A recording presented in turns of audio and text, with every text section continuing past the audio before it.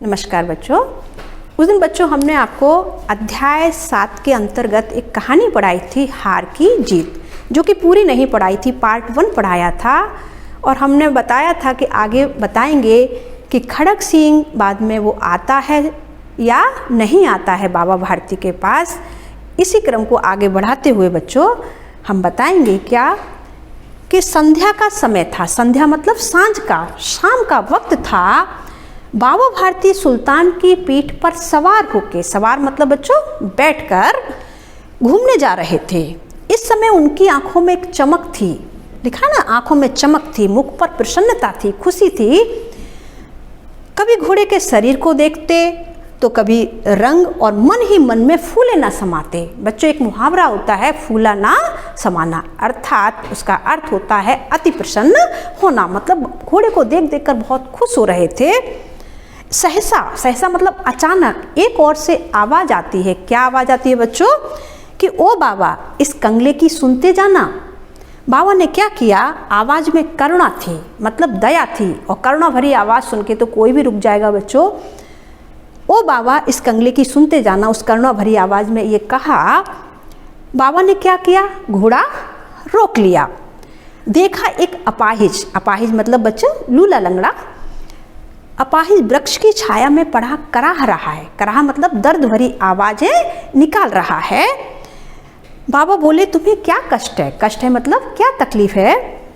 इस पर अपाहिज ने हाथ जोड़कर कहा कि बाबा मैं दुखियारा हूँ। दुखियारा मतलब दुखी हूँ, मुझ पर दया करो, और मुझे रामावाला जाना है, यहाँ से 3 मील दूर है, मुझे वहाँ जाना है। परमात्मा आपका भला करेगा, मुझे इस घोड़े पर तुम बैठा लो। वहाँ तुम्हारा कौन है? बाबा ने प्रश्न किया, वहाँ तुम्हारा कौन रहता है? कहाँ पर बच्चों? रामावाला में। दुर्गा दत्त वैद्य का नाम तो सुना होगा, वो मेरा सौतेला भाई है। क्या नाम बताया? प्रश्न पूछ सकते हैं। और उसने अपने भाई का नाम क्या बताया बच्चों? दुर्गा दत्त वैद्य।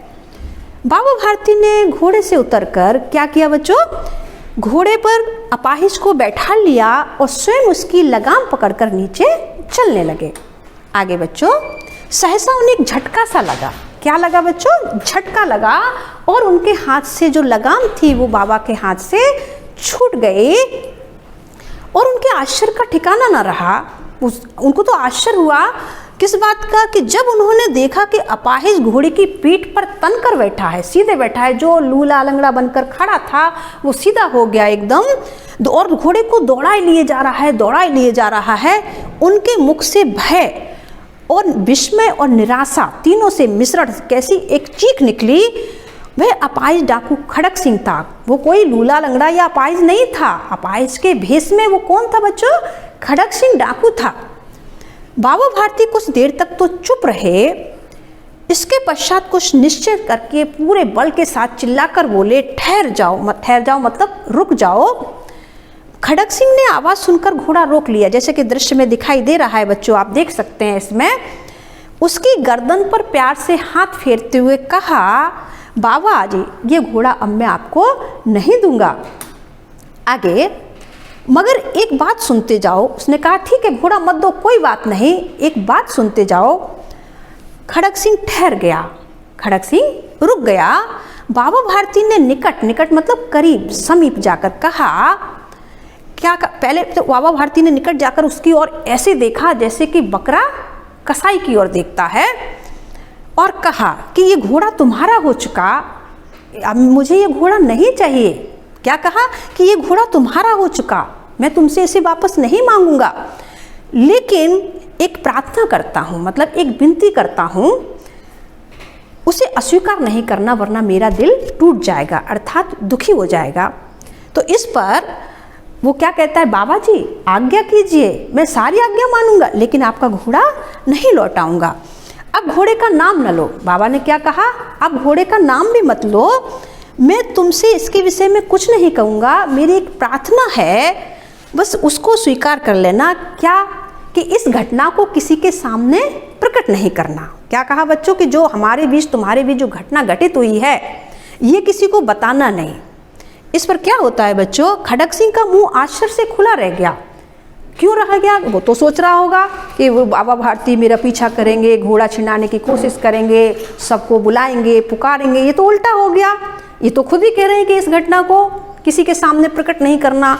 ये कहने का क्या प्रयोजन हो सकता है? क्या मकसद है बाबा की इस बात का? वो विचारों में मग्न हो गया और लेकिन उसको कुछ समझ में नहीं आई। हार कर उसने अपनी आंखें बाबा की ओर गड़ा दी। मतलब प्रश्नवाचक सोचने लगा कि बाबा आप ये हमसे ये क्यों कह रहे हैं कि ये घटना किसी को बताना नहीं? बाबा जी इसमें आपको क्या डर है? आगे बच्चों, बाबा भारती चले गए परंतु उनके शब्द खड़ग सिंह के कानों में गूंजते रहे। कौन से शब्द गूंजते रहे? कि ये घटना किसी के सामने प्रकट नहीं करना। सोचता था कैसे ऊंचे विचार हैं। वो सोचने लगा बाबा कितने ऊंचे पवित्र विचार हैं। लिखा है ना कि उन्हें इस घोड़े से कितना प्रेम था, दिन रात इसकी रखवाली किया करते थे, अस्तबल के चक्कर काटा करते थे और आज उनके मुख पर दुख की रेखा तक नहीं दिखाई पड़ी। उसको वो सोचने पर मजबूर हो गया। उन्हें केवल ये ख्याल था कि कहीं लोग गरीबों पर विश्वास करना, भरोसा करना नहीं छोड़ दें। ऐसा मनुष्य नहीं, देवता है। वो सोचने लगा ये मनुष्य नहीं है, ये तो देवता है। रात्रि के अंधकार में खड़ग सिंह बाबा भारती के मंदिर में पहुंचा। चारों ओर सन्नाटा था, चारों ओर शांति व्याप्त थी। कुत्ते भौंक रहे थे, तारे टिमटिमा रहे थे, अस्तबल का फाटक खुला पड़ा था। किसी समय बाबा भारती वहां पर लाठी लेकर पहरा दिया करते थे बच्चों, परंतु आज उन्हें लिखा है ना, किसी डाके का भय नहीं था।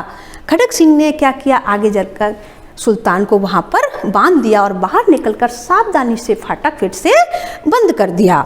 इस समय उसकी आंखों में नेकी के आंसू थे। जब कोई कार्य अच्छा भी करते हैं तब भी खुशी के आंसू बहते हैं, तो नेकी के आंसू निकल रहे थे उसके अंदर से।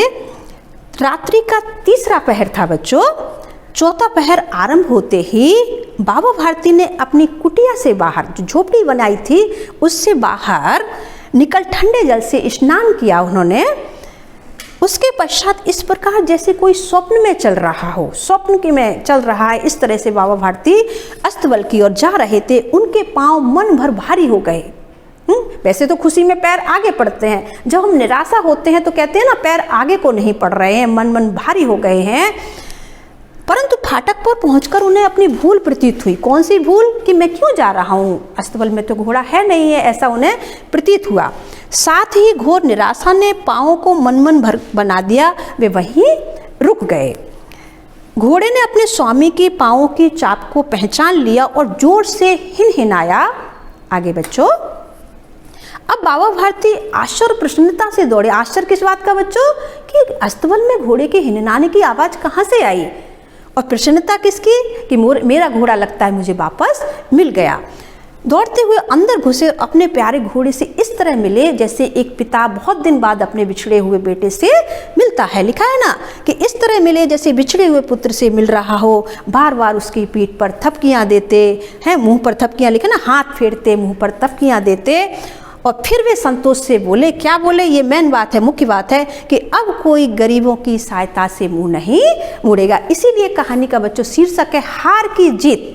बाबा हार कर भी जीत गए और खड़ग सिंह को अपनी गलती का एहसास हो गया कि मैंने ये काम अच्छा नहीं किया, वो इंसान नहीं देवता थे। तो इस तरह से बच्चों इस कहानी से आपको क्या सीख मिली अपनी CW में ज़रूर लिखिए।